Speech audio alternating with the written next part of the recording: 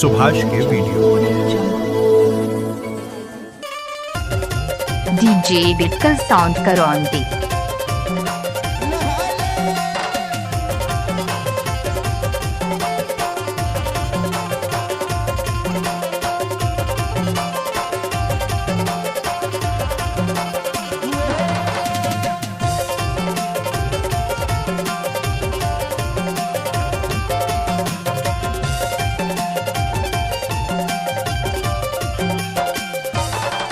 DJ बिटकल sound करौंदी।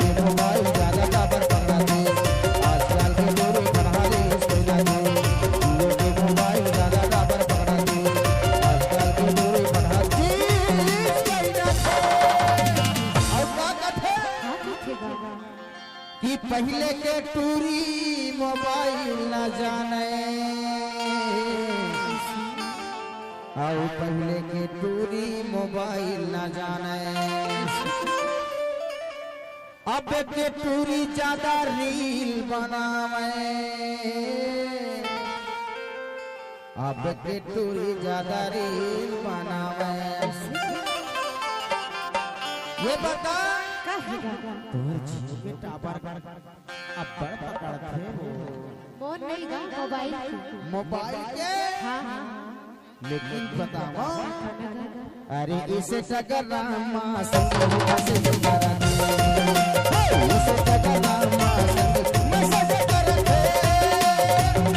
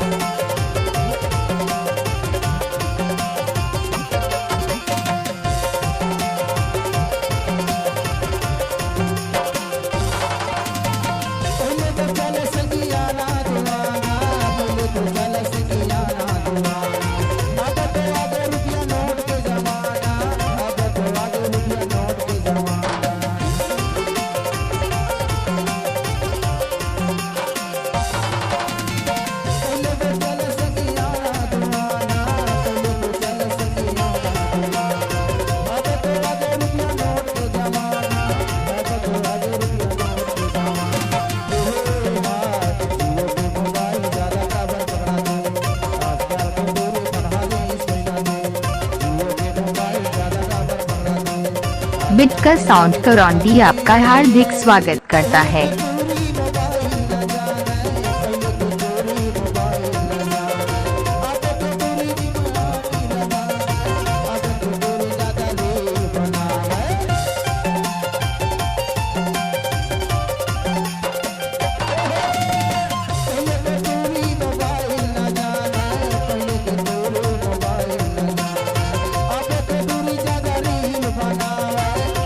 DJ बिटकस साउंड करौंदी।